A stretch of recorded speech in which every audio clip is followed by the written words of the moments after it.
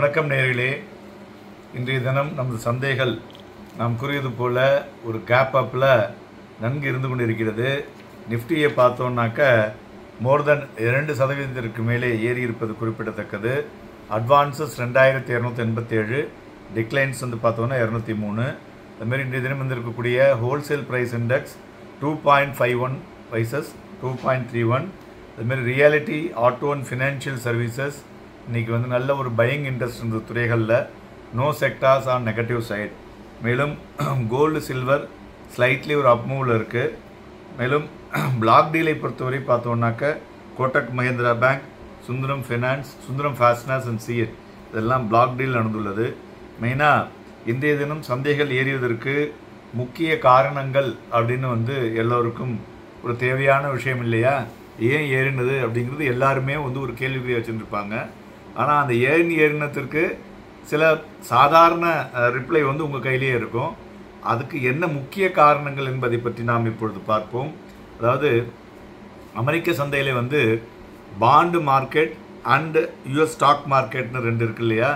அதில் US bond மார்க்கெட்டும் இந்த டைம் கிராஷ் ஆகிருக்கு. நார்மல் சர்க்கம்ஸ்டன்சஸில் பாண்டு மார்க்கெட் ஏறினா கேஷ் மார்க்கெட் இறங்கும், கேஷ் மார்க்கெட் ஏறினா பாண்ட் மார்க்கெட் இறங்கும். ஆனால் இப்போ இந்த டைம் என்ன ஆச்சுன்னா ரெண்டுமே சேர்ந்து பெருசாக விழுந்திருக்கு. ஸோ அதனால் என்னாச்சுன்னு பார்த்தீங்கன்னாக்க இந்த டேரிஃப்ஸ் ஒரு பிகம் ஒரு ரியாலிட்டி ஆகி மார்க்கெட்டில் பாண்டையும் எல்லாருமே விற்க ஆரம்பிச்சிட்டாங்க. மெயினாக பாண்டு பார்த்தீங்கன்னாக்க குளோபலாக லைக் யூரோப், சைனா, ஜப்பான் இவங்கெல்லாம் மேஜர் ஹோல்டிங்கில் வச்சுருக்காங்க. அவங்கெல்லாம் ஒரு நெருக்கடி கொடுத்த உடனே ஓவராலாக பார்த்தீங்கன்னாக்கா அது ஒரு பெரிய ஒரு வீழ்ச்சி அதுவும் சந்திச்சது என்று சொல்லலாம். இரண்டாவது ட்ரேடு வார் பார்த்தீங்கன்னாக்கா அது ஒரு ட்ரேட் நெகோசியேஷனை நோக்கி சென்று கொண்டிருப்பதனால இது ஒரு பாசிட்டிவ் நியூஸ்னு சொல்லலாம். ஏன்னா 90 நாளைக்கு அவர் ட்ரம்ப் பாஸ் பண்ணியிருக்காரு. அதை தவிர இந்த வாரம் மற்ற அடுத்த வாரத்துக்குள்ள ஒரு மேஜராக ஒரு 5 கண்ட்ரியோடு அவங்க நெகோசியேஷன் டீல் முடித்து அதை வெளியிட இருக்காங்க. ஸோ இதெல்லாம் ஒரு positive news to the market அப்படின்னு சொல்லலாம். மூன்றாவதாக யூஎஸ் டாலர் ரொம்ப வீக்கெண்ட் ஆகிருக்குன்னு சொல்லலாம். கிட்டத்தட்ட 2 வருடம் கழித்து இப்பொழுது தான் யூஎஸ் டாலர் ரியாக்ட் ஆகிருக்குங்க.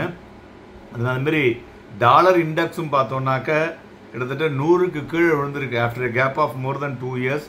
ஸோ அதனால் யூஎஸ் அசட்ஸில் பார்க்கும்போது treasury yields, equities and currencies இவை எல்லாமே இதனால் ஒரு ப்ரெஷர் வந்திருக்குன்னு சொல்லலாம். ஸோ எஃப்ஐஐ அதனால் என்ன பண்ணுவாங்க, அவங்களுடைய பேட்டர்னை சேஞ்ச் பண்ணுறதுக்குண்டான வாய்ப்புகள் இருக்கும்.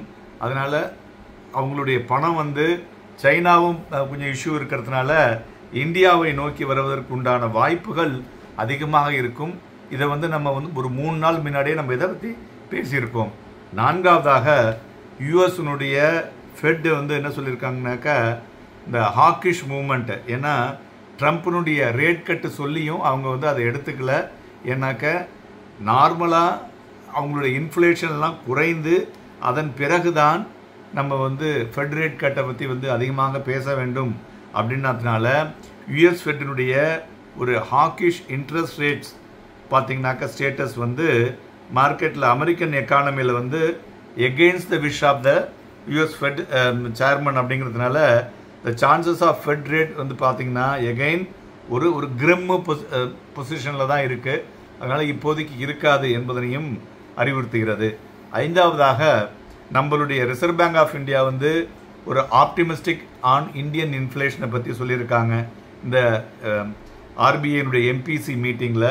ஸோ அதனால் நம்மளுடைய central bank 4% inflation projection for 2025-26 கொடுத்துருக்கிறதுனால ப்ளஸ் இந்த Q1, Q2, Q3க்கும் டிஃபரன்ஷியேட் பண்ணி கொடுத்துருக்காங்க. ஸோ இது மார்க்கெட்டுக்கு இன்ஃப்ளேஷன் ரிஸ்க்கு ஒரு என்ன சொல்கிறது ஒரு பேலன்ஸ்டு பண்ணி கொடுத்துருக்கிறதுனால ஒரு optimism about the Indian economy and micro economic datas எல்லாம் ஒரு பெட்டராக இருக்கும் அப்படிங்கிறதுல நமக்கு ஒரு பெட்டர் இன்புட் கிடைக்குதுங்க. ஸோ இந்த விஷயங்கள் தான் நம்மளுடைய ஸ்டாக் மார்க்கெட் அவுட்லுக்கில் ஓரளவுக்கு ஒரு ஃப்ரண்ட் லைன் இண்டெக்ஸஸில் பார்த்தீங்கன்னாக்க ஒரு பெட்டர் இம்பேக்டை கொடுத்துருக்குன்னு சொல்லலாம். ஸோ அதனால தான் இன்றைக்கி எல்லாமே ஒரு நல்ல மூமெண்ட்டில் இருக்குது.